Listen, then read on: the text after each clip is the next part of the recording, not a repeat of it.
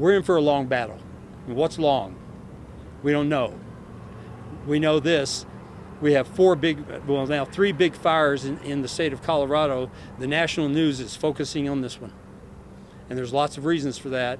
But one, this is one of the most densely populated, and it has proven to be absolutely one of the most challenging firefight I've seen in my 15 to 20 years of been doing this.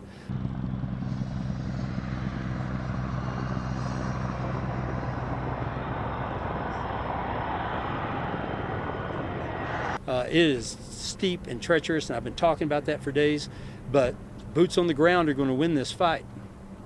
Air is critical part of us winning this fight, but you can't put this fire out just by water and retardant. It's going to be boots on the ground.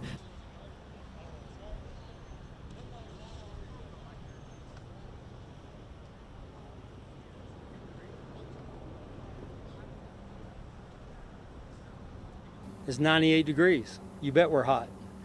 Put on 30, 40, 50 if you like to go heavy gear, and then go up and down these mountains when it's loose footing and it's rocky and you're climbing over stuff and you're digging line. It's tough work.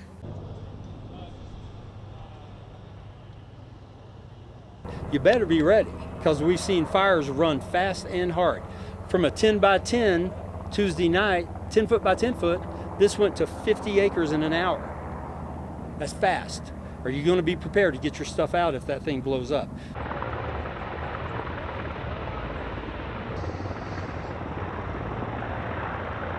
So we thought about last night putting together an evacuation bag, but we didn't really get it done. We'll probably just put jewelry and collectibles and videos of family and stuff like that in there, because you can't pack up everything.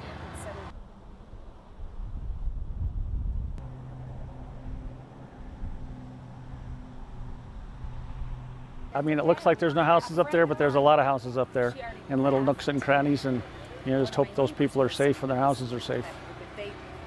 We're going to put this out with our own savvy, our own hard work, our own resources, and the firefighters that are amazing. Most of these guys are volunteers. You think about that. How many of us are willing to do that type of work because you just feel the drive to help your neighbor? It's pretty impressive. We're going to get this thing.